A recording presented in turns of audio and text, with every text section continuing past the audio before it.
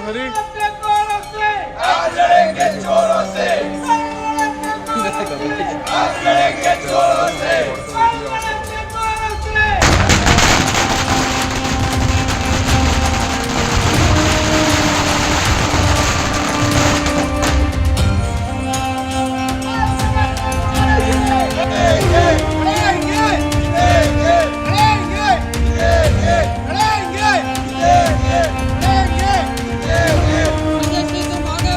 हम तुम्हारे साथ हैं, हम तुम्हारे साथ हैं, हम तुम्हारे साथ हैं।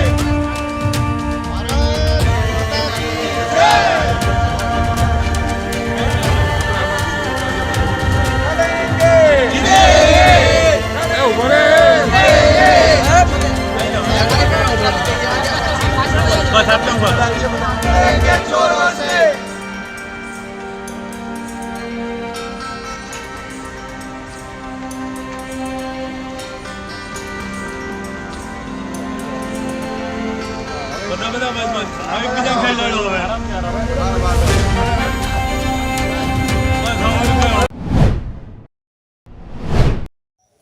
नमस्कार मित्रों, सत्यमेव जयते।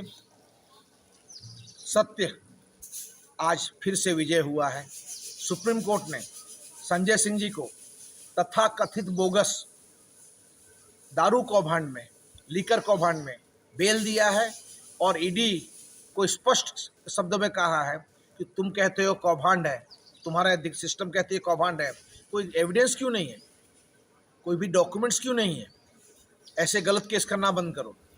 आज इस सुप्रीम कोर्ट के आदेश को हम सर माथे पे लेते हैं और हमें विश्वास है कि शॉर्ट टाइम में इसी तरीके से केजरीवाल जी को भी बेल मिल जाएगी, हमारे बाकी सभी नेताओं को बेल मिल जाएगी। मुद्दा ये नहीं है, मुद्दा ये है कि हमारे गुजरात में कहते थे भादर तारा बहता पानी, और हम गुजरात में कहने लगे मोदी तुम्हारा तारा वरता पानी, मतलब आपका आप पीछे हो रही है, आप पीछे जा रहे हो।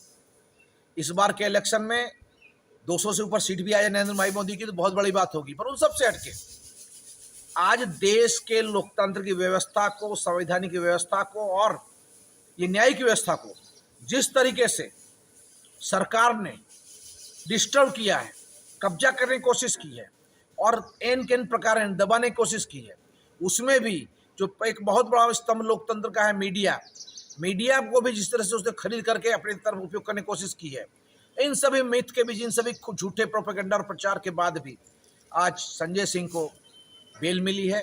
सुप्रीम कोर्ट ने देखा कि ये जो केस है वो सब गलत है। मुद्दा इन सब से हटके अब आगे ये हो रहा है कि क्या भारत में लोकतंत्र चंद लोगों के हाथ में ही खेलेगा? क्या भारत में लोकतंत्र कुछ लोग अपने कंडीशन में बेचेंगे? क्या भारत में लोकतंत्र जिस तरीके से आज एक आप देखो, जो हमने इलेक्शन कमीशन को कुछ कंडीशन रखी थी, फ्री एंड फेयर इलेक्शन की बात की थी, कांग्रेस पार्टी के अकाउंट्स को अनफ्रीज करने की बात थी, सभी को लेवल प्लेइंग, इक्वल लेवल पे इलेक्शन लड़ने की वो सुविधा व्यवस्था करने की बात की थी, इन सब में इलेक्शन कमीशन फेल जा रहा है, प्रॉपर जवाब नहीं दे पा रहा है। आज हर चीज में अगर सुप्रीम कोर्ट इंटरफेयर करेगा तो एडमिनिस्ट्रेशन का मतलब क्या है? आज परिस्थिति भारत में ये हो गई है कि एडमिनिस्ट्रेशन टोटल फेल गया है, जिसके कारण न्याय व्यवस्था में भी सुप्रीम कोर्ट इस मुद्दे पे इंटरफेयर करके और देश के लोगों को न्याय दे रहा है। मुद्दा ये नहीं है कि कौन क्या कर रहा है, मुद्दा ये है कि सत्य के साथ कौन है। और सॉरी नरेंद्र भाई मोदी, आप जिस तरीके से इस देश को एक तरह से लोकतंत्र, देश के लोकतंत्र को खत्म करने की कोशिश कर रहे हो। बाबा साहब भीमराव अंबेडकर ने जिस देश को इतना संविधान दिया है, तो दुनिया का सबसे महत्वपूर्ण और कीमती संविधान है, जिस संविधान का देश में इतने लोगों को उनका हक मिला, उनका अधिकार मिला। आज पूरे भारत में इस भारतीय संविधान के कारण दलित, पिछड़े और ऐसे बहुत सारे गरीब ऐसे लोगों जो वंचित लोगों थे, उन सबको न्याय मिला है। आज आपकी सरकार पिछले 10 साल में इस न्याय को कम करने की कोशिश की, छीनने की कोशिश की है। आपने खाली यही नहीं, नौकरी में, एडमिशन प्रोसेस में, बहुत जगह आपने इस तरीके से काम किया है जिससे एसटी, एससी, ओबीसी को जो हक है वो हक चला गया है।